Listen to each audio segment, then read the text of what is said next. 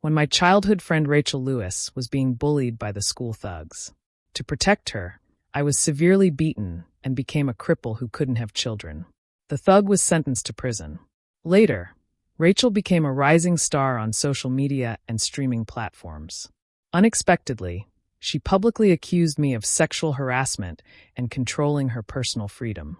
I was killed by her obsessed fan who slit my throat. Before I died, she smirked. If it weren't for you, Peter would never have gone to jail. You must pay with your life for ruining my love. When I opened my eyes again, I was back to the day when Rachel was dragged into the woods by Peter. This time, I would stand by and watch. Those toxic people deserve each other. Pain, such excruciating pain. I jolted awake in my bed, frantically touching my neck, the phantom pain of having my throat slit still lingering. Still dazed, I instinctively reached under my pillow for my phone to check the time. 5 a.m., December 25th. I've been reborn. Back to the day when my fate changed forever. Today, on our way to school, Rachel and I will be stopped by Peter Kane and his gang. Peter will try to drag Rachel into the woods, attempting to have a private conversation with her. In my previous life, I protected her, fighting 10 guys at once until Peter, playing dirty, stabbed me in the kidney. As I lay there bleeding, he broke both my legs with a metal pipe. Rachel just cowered in the corner, trembling, too scared to call for help. It wasn't until a kind classmate passed by and called 911 for me. I was rushed to the ICU with severe injuries. At 18, I became a cripple, unable to have children. After the incident, since Peter was already 18, he was charged as an adult and sentenced to 10 years in prison. Rachel, completely unharmed, sobbed in her parents' arms. I thought she was crying because of my injuries, and I even tried to comfort her. Little did I know, she was crying for Peter who went to prison. I never blamed her for what happened, thinking she was just another victim. Rachel later entered the entertainment industry, and I became her manager. I helped her climb to the top, but once she became famous, she publicly accused me online. She falsely accused me of sexual harassment and controlling her life. In the end, I was stabbed hundreds of times and had my throat slit by one of her obsessed fans. Who would have thought that in my short 30 years of life, I, James Turner, would be stabbed twice because of the same woman? Such hatred, such resentment. Thankfully, heaven has given me another chance. This time, I won't meddle in your affairs. Rachel, you can deal with your own mess. It was 5 a.m., still 2.5 hours before school started. Rachel was my next-door neighbor, and we'd grown up together since we were kids. Our parents were close friends, and we'd attended the same schools and classes since elementary school. Our parents had always tasked me with looking after her. We always walked to school together. But today, I couldn't go with her, no matter what. I got up decisively and went to the bathroom. In this cold December morning, I took an hour-long cold shower. By 6 a.m., I was already running a fever. When Mom opened my door at 7 a.m. to wake me up for breakfast and school, I was burning up. "Mom, can I skip school today?" I asked with a hoarse voice. "Oh, sweetie, how did you get sick so suddenly? There's no way we're sending you to school in this condition." "All right, I'll call your teacher to let them know you're sick. Come on, your father and I will take you to the hospital right now." Dad, who was eating breakfast at the table, heard Mom's words and quickly finished his meal in a few bites. Then he picked me up and carried me downstairs. I clutched my phone tightly, only allowing myself to drift off to sleep after seeing that person's reply to my message. "Son, wake up, your classmate is here to see you." When I opened my eyes again, I was lying in a hospital bed with an IV drip. Emma Frost, whom I had texted earlier, stood awkwardly at the doorway. "Hello, Mrs. Turner. I'm Emma. James messaged me about being sick and asked if I could drop off his homework." After so many years, seeing this gentle and kind girl again made my heart ache. It's good that in this life, she won't be dragged into my troubles. What a sweet girl. "Come in, let me get you some fruit." "Thank you so much for coming." My mom warmly welcomed Emma. She quickly waved her hands in refusal. "Thank you, Mrs. Turner, but I need to get to school." Emma lived in the neighboring subdivision, so we shared the same route to school. To save time, we usually took the shortcut through the back path to reach school directly. Today, Rachel would be dragged into the woods by Peter on that very path. In my previous life, Emma was the kind student who called the police for me. She had also secretly recorded a video as evidence, which proved crucial since there were no security cameras on that secluded path. Afterward, Emma faced severe retaliation from Peter's gang and his grandmother. By the time I woke up from intensive care wanting to thank her, this straight-A student had been forced to leave school. Her mother had taken her to another state, and we lost contact forever. So I deliberately made myself sick, not just to avoid Rachel and Peter, that toxic couple who deserved each other. I also needed an excuse to keep Emma away from that path today. Emma was such a gentle, kind-hearted, and helpful girl. I knew for certain that after receiving my message, she would come to the hospital to help. Now, she would only take the main road from the hospital to school, avoiding the shortcut entirely. It's good that in this lifetime, both of us would avoid those scumbags. After Emma left, I lay listlessly in the hospital bed, recalling the major events of my previous life. With this second chance, I wanted to seize every opportunity to ensure a good life for those who loved me and whom I loved. Mom was studying me with a questioning look. "Son, what's your relationship with that girl?" My mom, never one to hold back, couldn't help but ask. In my first 18 years, Rachel had been the only girl I'd been close to. The innocence of young love was something parents could spot instantly. Both sets of parents knew about it, including Rachel herself. But she always rejected me, using academics as an excuse. After my incident, feeling I couldn't give her happiness anymore, I never brought it up again.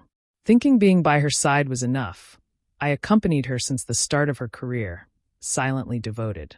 I never expected she would betray my sincere feelings. Mom was surprised that this time when I was sick, I called Emma instead of Rachel. "Mom, there's nothing between Rachel and me. Don't guess. She has someone she likes. I won't meddle in you young people's business. As long as you're happy."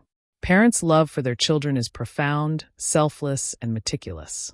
This love is instinctive, expecting nothing in return, only wanting their children's happiness. In my previous life, I was an unfilial son. Because of Rachel, I disregarded my safety, and after the incident, my middle-aged mother's hair turned white overnight.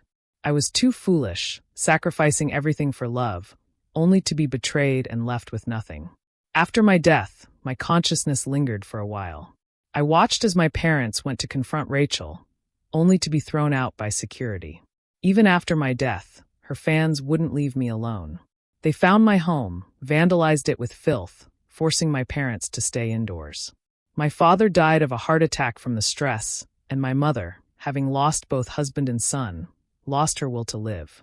She burned down our once warm home in despair. In this new life, I would make sure my parents lived the best life possible. Dad dropped me at the hospital in the morning before heading to work. Mom, being a housewife, stayed to look after me. Around noon, when Mom was about to get food from the hospital cafeteria, she received a call from Rachel's parents. "Hello, what's wrong?" Mrs. Lewis's furious voice came through so loudly that I could hear it clearly even without speakerphone. "What's wrong with your son? Why didn't he walk to school with Rachel today? He promised to protect my daughter, but now she's been hurt because of him." My mom was completely confused. "Wait, what?" "Mrs. Lewis, my son had a high fever and stayed home sick." "What happened to Rachel?" "Bring your son to the hospital right now." Mrs. Lewis angrily hung up. Mom, usually even-tempered, couldn't help but curse. "She's crazy. How is her daughter's problem our responsibility?" I knew then that Peter had succeeded with Rachel. My 4-drip had just finished, so Mom and I went to see Rachel. She was being examined in the gynecology department, with her mother and police officers present. The doctor came out with the report. The student shows signs of recent sexual activity with minor tearing. The officer asked seriously, "Were you coerced? Tell us, and we can press criminal charges." Mrs. Lewis sobbed. "What monster did this?" "Tell me, sweetie. Mom will make them pay." Rachel stood there disheveled, afraid to speak. It was James Turner. Under her mother's pressure, she said my name. "That little beast. I'll have him arrested." Mom and I heard everything from the doorway. Mom laughed coldly, pushed open the door, and confronted Rachel. "Rachel, I thought you were a good girl. How dare you falsely accuse my son?" "Mrs. Turner, Mrs. Lewis protectively pushed Rachel behind her. "Your son has always had inappropriate intentions toward my daughter." Who knows if he ambushed her on the way to school? That's nonsense. My son has been in the hospital with a fever since morning. Check the security cameras if you don't believe me. Mom showed the police my medical records. The officer looked through them and said to Rachel, "Miss, I understand you're hurt, but please tell us truthfully who did this." Rachel fell silent again. Then a woman nearby spoke up. "It wasn't this young man. I saw it. It was a gang of thugs." Without me or Emma there, Rachel had been dragged into the woods by Peter. His gang kept watch outside, listening in. This woman passing by on her bicycle had called the police. Rachel stayed silent, looking at me tearfully. How laughable. Not my problem anymore. I won't pity you. Rachel, I don't know why you're accusing me, but I'm willing to take a DNA test. Are you? Mrs. Lewis didn't like my response. Even if you didn't do it, you're still responsible. If you hadn't abandoned her to walk alone, my daughter wouldn't have been targeted. My daughter is such a good girl. This must be because you provoked those thugs and got Rachel involved. I countered. Mrs. Lewis, that's not fair.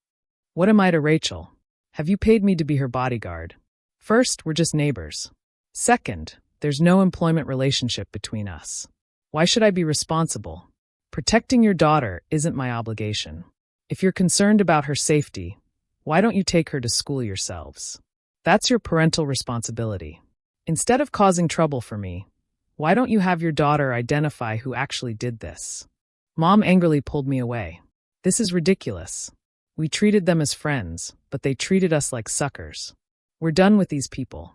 Rachel never revealed Peter's name. Such devoted lovers. She pulled her mother aside, whispered something that calmed her down, and they decided not to press charges. I knew what she would say. Rachel was a performing arts student, and in our senior year, she was preparing for her arts college auditions. A criminal case now would likely affect her chances. Moreover, she couldn't bear to see Peter go to prison. Because it was mutual, they wanted each other. In my previous life, I thought Peter was just harassing Rachel.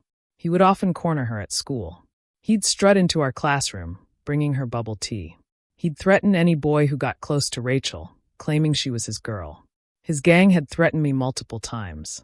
His followers would surround Rachel in the cafeteria, calling her sister-in-law.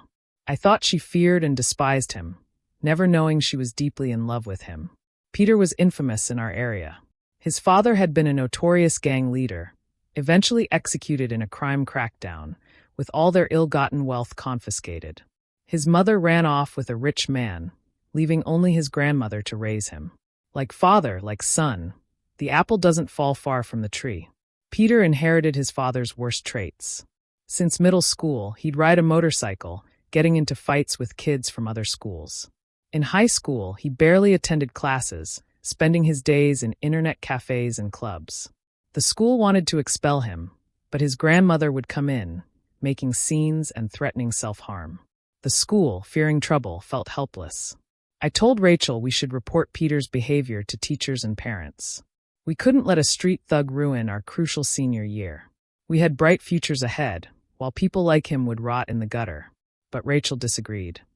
James, I can't believe you're this kind of person. Peter's already pitiful enough, with no parents, just his grandmother, his only family. We should help him, not push him deeper into darkness. Besides, he's not just a thug, he's the king of the school. He's amazing, with so many followers. He has potential. He'll definitely do better than bookworms like you. Looking back at her words now, I'm truly amazed. Rachel cast herself as the redemptive heroine. Well, let's see how her hero treats her. From that day on, both families became enemies. Rachel showed no guilt for falsely accusing me. Instead, she thought I was being aggressive. With her parents too busy to drive her, Rachel was arranged to board at school. This actually made it more convenient for the secret lovers. Rachel would sneak out during evening study hall to meet Peter. Though the school had no woods, there were bathrooms and the gym storage room. Peter took Rachel to experience every corner of the school. At first, she feared I might discover them, but seeing my lack of reaction, she became bolder. I saw everything but pretended not to notice. Your beloved Peter would give you quite a surprise. Sure enough, 2 months later at her arts college audition, Rachel fainted and was taken to the hospital. She was pregnant. Mrs. Lewis rushed over, nearly going insane. Her precious daughter, whom they'd invested so much in for arts training, was pregnant at just 18. Peter swaggered into the hospital with a bag of apples, arrogantly telling Mrs. Lewis, "Since Rachel's carrying the Cain heir, I'll take responsibility. I'll raise the child." Mrs. Lewis was furious, but Rachel was deeply moved. She declared she would bear this fruit of their love. Rachel believed a child and family warmth could redeem Peter. "Mom, I love him. No one has ever treated me as well as he does. You've always been so strict with me. You never loved me. You just wanted to show off having a perfect daughter. Peter's different. He loves me for who I am. You controlled my diet, but he brings me bubble tea after dance class. He's never shy about expressing his love. He lets the whole world know I'm his woman." How laughable. Though the Lewis parents weren't great people, they truly doted on Rachel, giving her everything she wanted. Just because they had standards for her lifestyle, she thought they were controlling her. Yet Peter's gang calling her sister-in-law was enough to enchant her. When Rachel's parents refused to accept it, Peter had his grandmother cause scenes at their house. "You heartless people. You're killing my family line. If my great-grandchild dies, I'll hang myself at your doorstep." Rachel insisted on keeping the baby, threatening suicide when her parents mentioned abortion. "Mom, I really love him. Let me have this baby. I can retake the arts exam next year after a gap year." Her parents aged overnight, their hair turning white from stress. They came to my house, hoping I could talk sense into Rachel. My parents refused to see them. We didn't want to get involved in this mess again. Finally, they had to let Rachel keep the baby. Peter, a thug on a cheap motorcycle, couldn't even support himself, living off his grandmother's welfare and protection money. Rachel's pregnancy still needed her family's support, while Peter and his grandmother moved in with the Lewis, acting like they owned the place. To avoid these toxic people, my parents chose to move away. How do I know all this? I simply bribed one of Peter's gang members. I had him whisper to Peter that if Rachel went to college and saw more of the world, she'd leave him. With Peter's terrible background, no girl would normally want him. Having finally gotten the beautiful Rachel, how could he let her go? So he deliberately got her pregnant. Now he had a wife without spending a penny, and her family even paid for everything. Did Peter really love Rachel? Impossible. He only loved himself. Rachel was just a profitable investment to him. Time flew by, and I took my college entrance exams. Through my efforts since being reborn, I finally caught up with Emma, who was top of the class. We both scored over 600 points and got into State University, becoming fellow students. Finally, on campus, I could pursue her. To make the most of my rebirth, I chose computer science as my major. Video sharing platforms wouldn't emerge for a few years, perfect timing for my future startup. Though I couldn't remember lottery numbers, I did remember the World Cup. That summer when I was 18, the World Cup was in full swing. Held every 4 years, I'd watched 3 tournaments before my death in my previous life. Betting against favorites brought huge odds. I quietly became a millionaire that summer after graduation by betting on underdogs. At university, Emma and I lived the campus life I'd dreamed of. Meanwhile, Rachel had just given birth to a daughter. Peter dropped his gentle facade, cursing her for bearing a worthless girl. Shortly after her postpartum recovery, Rachel was pregnant again. Peter, now firmly established in the Lewis household, would never let Rachel continue her education. He was like a leech, firmly attached to the Lewis family, sucking them dry. Over 4 years of college, Emma and I naturally fell in love. She was a wonderful girl, and I would make her happy. After graduation, we met each other's parents. On my 22nd birthday, I took her to get our marriage license. "My dear wife, please guide me through the rest of our lives." The summer after graduation, I made another fortune from World Cup betting. I used this as seed money to start my video sharing platform business. For years and another World Cup later, my company's app made me one of the top 10 richest people in the country. I was 28, the age I died in my previous life. But this life was different. I was healthy, happily married, with a beautiful wife and lovely children. Wealth nurtures people, and so does love. Emma was no longer that shy girl from before. Now she radiated confidence. Not just my wife and partner, but also our group's COO. She'd accompanied me through everything, overcoming countless challenges together to build our business empire. She'd transformed into a confident, brave businesswoman, showing remarkable growth and change. And my love for her grew stronger every day. At a business dinner, I unexpectedly encountered Rachel again. She wore heavy, seductive makeup, clinging to an overweight businessman. She looked nothing like the social media star from my previous life. I hadn't paid any attention to her over the years. She was just a stranger to me now. She languidly fed fruit to her sugar daddy, a flash of barely noticeable disgust in her eyes. Why pretend to be above it all? I took my seat at the head of the table without a word. "Mr. Turner, you're here. You're so hard to meet with. Thank you for honoring us." I was the youngest among them, but also the most powerful. The fat man pushed Rachel forward. "Go, offer Mr. Turner a drink." Rachel approached with her glass, freezing when she saw my face.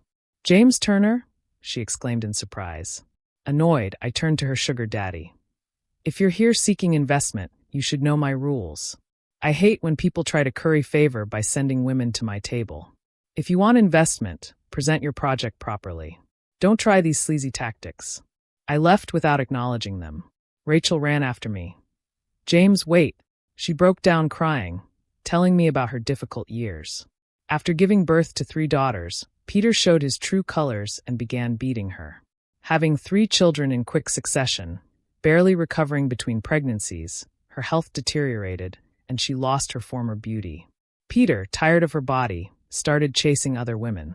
He never worked, just hung around with gangs, demanding money from her parents and beating her when they refused.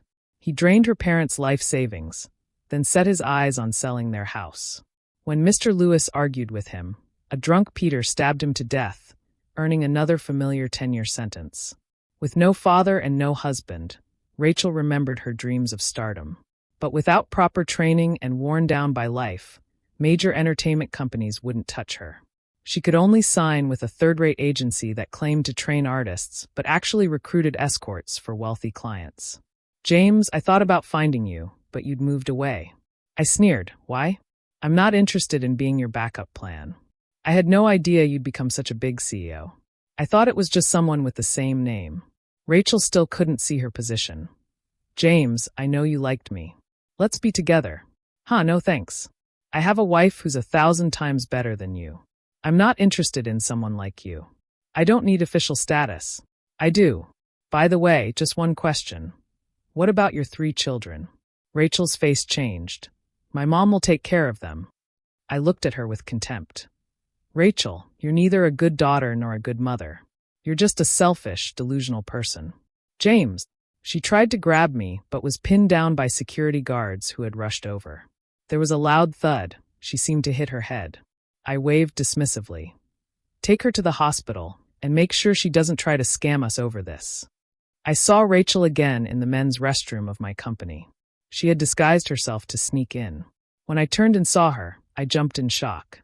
"Are you some kind of pervert? This is the men's room." Rachel glared at me venomously. "James Turner, you've been reborn, haven't you?" What an interesting question. Looking at Rachel, her eyes were completely different from when I last saw her at the dinner. I was certain she had been reborn too. "You're so cruel, James. Why did you ruin my life?" "I ruined your life?"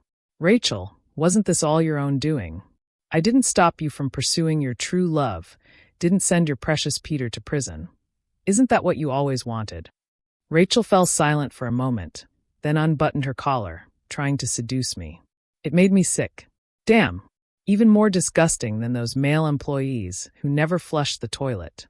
"James, I'll give you one more chance. If you marry me, I'll forget everything from before and be a good wife to you." Are you completely delusional? Take a good look at yourself in the mirror. I wouldn't touch someone like you with a 10-foot pole. You disgust me, and I don't want to catch whatever you've got. I called security with one phone call and had her thrown out. "Get lost, you psycho." As Rachel was being dragged away, she screamed, "You'll regret this, James Turner." When the obsessed fan who killed me in my previous life appeared in my company's underground parking garage, I wasn't surprised. Rachel had a talent for manipulating men, and it was no shock that this psychotic lunatic would help her commit murder. After all, Rachel loved redeeming society's trash. What was his name again? I couldn't remember. Not that it mattered, he was insignificant anyway. The man held a knife to my waist as Rachel emerged from behind him. She wore the smug look of someone who thought they'd won, her eyes full of arrogance and contempt, radiating self-satisfaction and presumption. Surprised, James? I killed you once, and I can kill you again. I gave you a chance, but you were too arrogant. Give me $10 million and a plane ticket out of the country, or I'll take your life. Idiots. I'd already been killed by you once. Did you think I'd give you a second chance?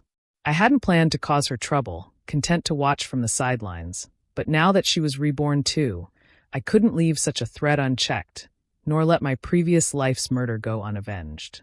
With one swift move, I dodged his knife and pinned the man to the ground.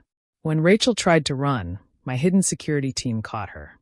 With complete evidence of their murder plot, I sent both fools to prison.